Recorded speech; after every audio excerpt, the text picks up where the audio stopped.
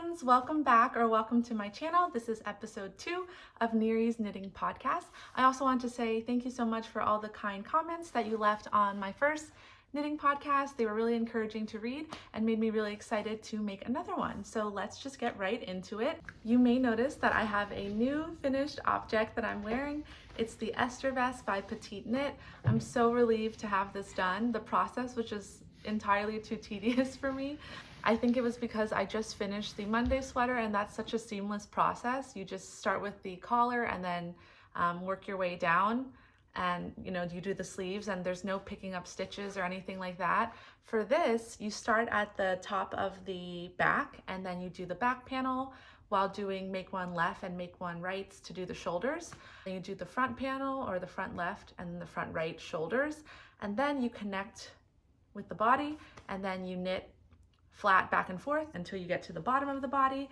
Then you do one by one ribbing to finish, and then you also have to pick up stitches along the button bands and do one by one ribbing too, and then you also have to do the armholes and the collar. And then after you're done with that, you finish all of the edges with tubular bind off, which is very tedious, but I think it does make such a neat finish that it's always going to be worth it for me to take the extra time and do tubular bind off. So I know that was a lot of complaints about this sweater, but I am really happy with the finished product, and I think it was totally worth the effort. I will say I was feeling a bit rushed to get it finished just because I don't like leaving a lot of projects unfinished. I think like if they're unfinished for too long, they're gonna never get done. So I was really pushing through to get this one done, maybe a little bit rushed, which made the process less enjoyable. I think also the nature of the textured pattern, which despite looking so intricate is actually just knits and purls, can be tough on your hands. I was wondering if this was like a Neary issue, but when I went to Ravelry and I was reading other people's comments, I saw other people say that, the knits and the purls makes your hands kind of hurt. So I'm glad to hear that that was normal. I do want to talk a little bit about the yarn that I used. I bought 4, skeins, bundles of Cascade 220 superwash, and I used 3 and like a fraction, like 3 and an eighth maybe. And this is how much I have left of the 4th skein. And then I held that with Cascade, I think it's alpaca lace. And I actually bought 2 of these, and I have like half of the second one left. I really do love Cascade yarns. I just realized that I bought more and I've been using that to make my projects. It's a US based yarn company, so it's really easy to find here in the States. As much as I love the European yarn brands, they are a bit trickier and more expensive to find and ship over here. So Cascade is just like such a good staple yarn brand. I was worried because I was holding a superwash yarn with a non-superwash yarn, and I think my fear was that when I blocked it, this one would grow huge and this one would like maintain its size because there's really no stretch, and there would be like loops and stuff that you could see. But after blocking it, it really just blended together quite seamlessly. I think it's because I held these quite taut to make sure they were always like, blended together. And I haven't had any issues. I mean, I've only washed it once.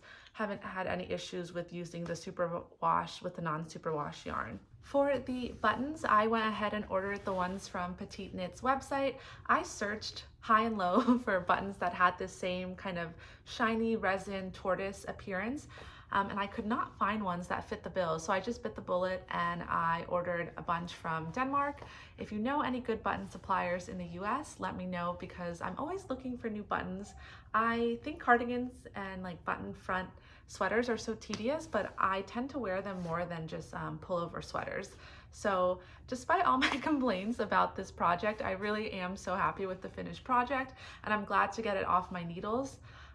One more thing I wanted to say is that this pattern is rated 5 out of 5 difficulty on Petite Knit's website. I wouldn't say like I'm a super advanced knitter, but I am like pretty careful and tend to really read through the instructions thoroughly. So I don't think that this one is super challenging. I think it's probably closer to like a 3 out of 5 since it is just knits and purls. It's not cables or anything. You are following a chart. But yeah, I think like if you're an adventurous or an advanced beginner that has some experience with like make one left, make one right, and you want to try knitting from your first chart, I highly recommend it. This was my first time knitting from a chart, and I found it very straightforward. I say that even though I started this project twice and I quickly realized I was doing it wrong, but it's very easy to see if you're doing it wrong, so you can just frog and try again. Yeah, highly recommend. I hope you guys like it too, and I think it'll be a great piece in the spring, and I can wear it without a long sleeve, just with like jeans or jean shorts. I think that would look super cute. So that is my first finished object for this podcast. I do have one more finished object that I want to show you, also a petite knit pattern. It's the December bow, even though it's not December anymore. This is what it looks like. It's so cute. I was knitting this when I was procrastinating doing this. I wanted to take a break and do something different, so I made the December bow. And I put a clip on the back so I could wear it in my hair. So the yarn that I used for this was the Wool and the Gang Feeling Good yarn. I think this is also an Aran weight yarn, which is not what the pattern calls for. But instead of doing like the full width of the pattern, I did like 18 stitches instead. But I really do love how tidy this bow is. And I made a little video of, or a little reel of how I made this. But to get like a really tidy back, how you kind of cinch the bow together matters. So I would recommend looking at her video on how you cinch the bow. And I think this would just be so cute for Valentine's Day or as like wall decor. But yes, this is the December bow, and I want to make it in like a hot pink or like a hot blue or like a mustard yellow color. It was super quick to work up, super satisfying, and it is garter stitch with I-cord edges. And then the middle part is a double knitted band that you just sew around. It was my first time doing double knitting, and I'm glad to have some experience with it, even if it was just doing like a small little couple inches. It's always fun to practice new techniques. And then because I used a larger gauge yarn, I was just able to kind of slip this clip through the back of the I-cord. You don't actually have to sew it on. So you might have to sew it on if the gauge is smaller and the clip doesn't go through. I just got these clips from Amazon. I just got a pack of them for like $6. They're called duckbill clips, and I think they work perfectly for a bow style accessory. So that is the December bow by Petite Knit. I really do love her patterns. They're really popular, so you can get a lot of inspiration or kind of feedback on them on Ravelry because so many people complete them. And I also really appreciate the way she writes them. I think the way she articulates her instructions is super clear for beginners that, you know, even I could follow any of her patterns. So that is my last finished object, the December bow. Okay, so next we'll talk about new yarn acquisitions and new cast-ons. So I'm super excited to talk about a test knit that I'm going to be a part of, or I am a part of. It's the Sookie Cardigan by woozybyceline. I love her knitting podcast. I listen to them all the time when I'm knitting. So I was super happy to be a part of this test knit. It's a drop shoulder cardigan that's slightly oversized, it looks like. And I was really debating what color I should make it in. I think I struggle between picking like a nice neutral and something more unique and colorful. So the first yarn that I got for the test knit was this dark green cascade yarn. It's 100% wool, Peruvian Highland wool. It's in the color Pine Grove. I got 5 of them, but I only have 4 because one is being used for something else. I first got this for the cardigan, and then I thought, you know, maybe I wanted something a little bit brighter and lighter for spring. So I bought more yarn, and I got the Cascade Cotton Superwash Merino Wool blend yarn in the color Lilac. This is what I ultimately decided to go with. I cast it on the starts of that cardigan last night, and this is what I have so far. It's like a super pretty, cool lavender color. I'm super happy that I'm going with this one. So this is a blown yarn with a chainette construction.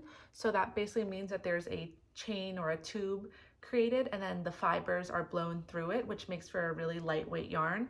So I think it'll be really perfect for spring. I haven't gotten very far. I'm just starting with the top of the back panel. and then I have to knit the rest of the back. So I'm super excited to be a part of this test knitting group. It's my first one, and there's a group chat on Instagram, so it's nice to see everyone's progress, and it's almost like a virtual knit along, which is really fun. I usually feel a bit guilty when I buy yarn without having the intention of a project. That's what happened with actually the yarn I used to make the Esther vest. I bought this yarn before I had the vest in mind, and I was always like, what should I make? What should I make? I don't want to just leave it. But I think for this yarn, Cascade 220, I think it's okay to have kind of a sweater quantities worth set aside, just because the gauge of it is 18 to 20 stitches per 4 inches is such a standard gauge for so many different projects that I can find so many uses for this. And I think what I'm going to do is make the Ingrid sweater next by Petite Knit, which is a textured pullover sweater.